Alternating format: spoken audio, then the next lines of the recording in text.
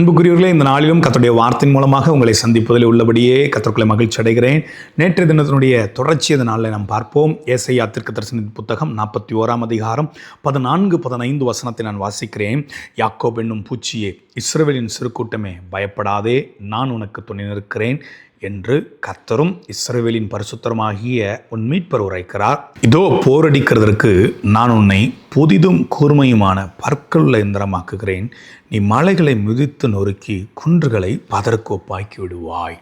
ஆண்டவர் ஒரு சிறு கூட்டத்தை பார்த்து, புறக்கணிக்கப்பட்ட நிலையில் இருக்கக்கூடியவர்களை பார்த்து உருவாக்கும்படியாக இந்த வார்த்தை சொல்கிறார். நான் உன்னை புதிதும் கூர்மையுமான பற்கள் உள்ள இயந்திரமாக்குகிறேன். இவர்கள் யார் என்றால், கர்த்தருடைய சிநேகிதனாகிய ஆபிரகாமின் சந்ததியே என்று சொல்லி 8ஆம் வசனத்திலே வாசிக்கிறேன்.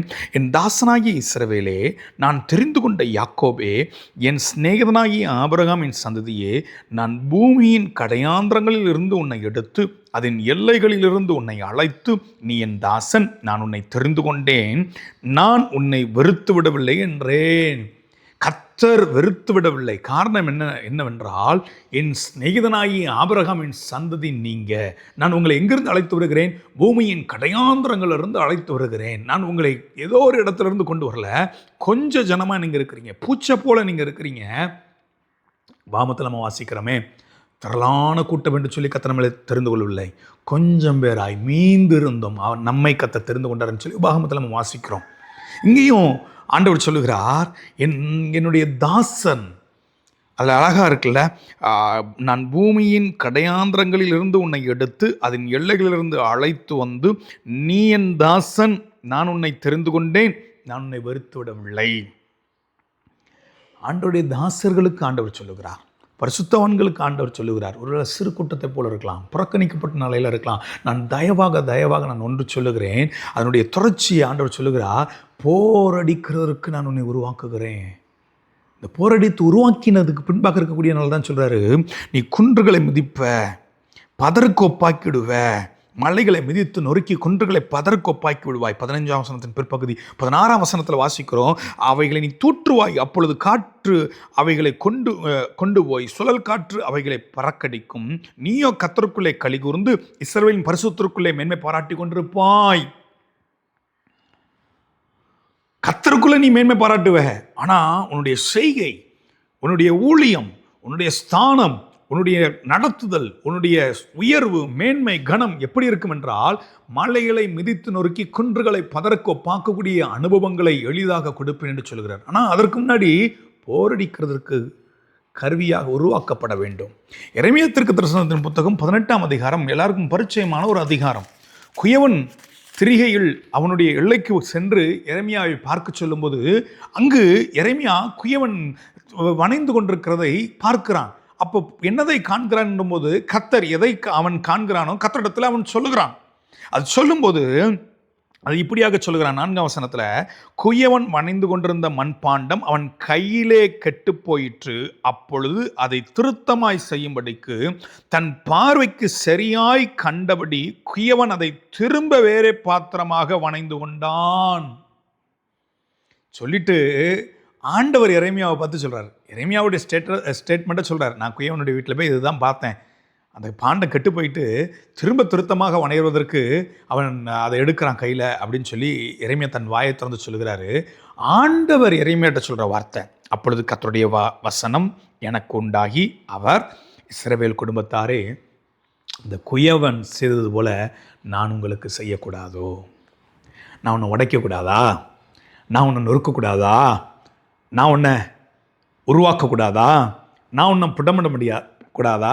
இதை நான் சில ஆண்டுகளுக்கு முன்பாகவே சில இடங்களில் நான் பிரசங்கித்தது உண்டு. அப்பொழுது தியானிக்கிற ஒரு நாளில் இந்த வார்த்தை வாசிக்கும்போது என்ன அறியாமலே நான் கலங்கினேன்.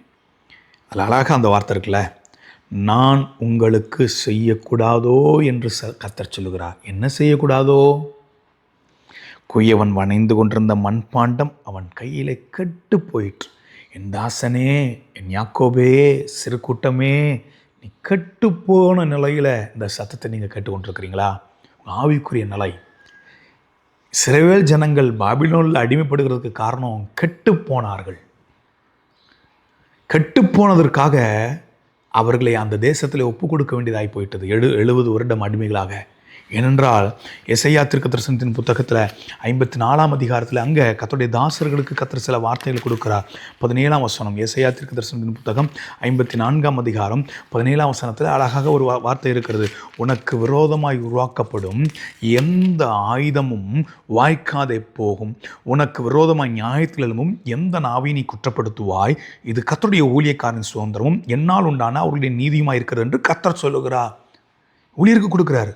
சொல்லிட்டு முந்தின வசனத்தை சொல்கிறாரு. 16ஆம் வசனத்தில், இதோ கரிநெருப்பை ஊதி தன் கிரியைக்கான ஆயுதத்தை உண்டு பண்ணுகிற கொல்லனையும் நான் சிருஷ்டித்தேன், கெடுத்து நிக்கரமாக்குகிறவனையும் நான் சிருஷ்டித்தேன்.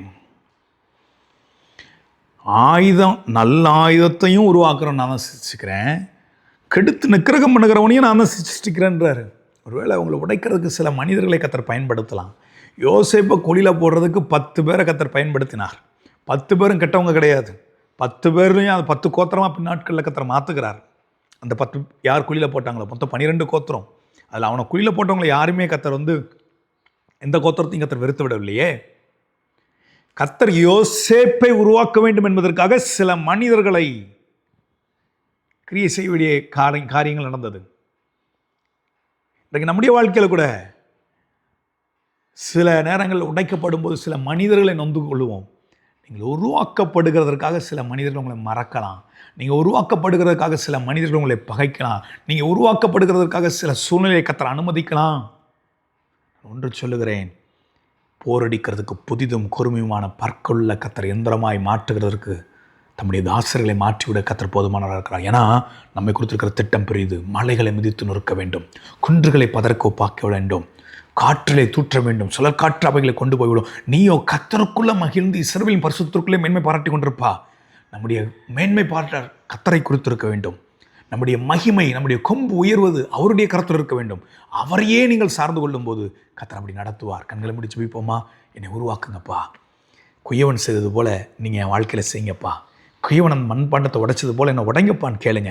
என்னை உடைச்சி உமது பார்வைக்கு திருத்தமாக என்னை வணைஞ்சிருங்க. என்ற இருக்கக்கூடிய தேவையில்லாத சுபாவம், சில நேரம் சில லோனினஸ், தாழ்வு மனப்பான்மை நம்மளை ஒன்றும் இல்லையே, என்னால் முடியாது, இது நடக்காது, இது சாத்தியமாகாது. கர்த்தர் அதை உடைச்சி எடுக்கிறதுக்கு கூட சில மனிதர்களிடத்தில் கர்த்தர் கொடுக்கலாம். சொல்கிறேன், தேவையில்லாத காரியங்கள் நமக்கு வேண்டாம். ஆண்டவர் உருவாக்கிய பாத்திரமாக, அலங்கரிக்கப்பட்ட பாத்திரமாக, கனமுள்ள பாத்திரமாக மாறுவதற்கு நாம் நம்மை அர்ப்பணிப்போம்.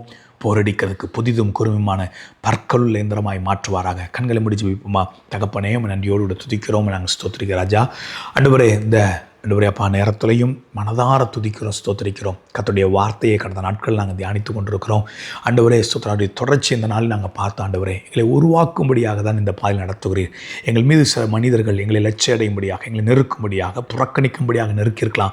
ஆனால் அது எங்களை அழிப்பதற்கல்ல, உருவாக்குவதற்கு. ஏனென்றால் எங்களோடு கூட நீர் இருக்கிறீர், பயப்படாதே என்று சொல்லி வழக்கரம் பிடித்து சொல்லுகிறீர். யாக்கோபு என்னும் சிறுபூச்சி, இஸ்ரவேலின் சிறுக்கூட்டமே, பயப்படாதே, நான் உனக்கு துணை நிற்கிறேன் என்று சொல்லுகிற ஆண்டவருடைய கரத்தில் நாங்கள் எங்களை அர்ப்பணிக்கிறோம்.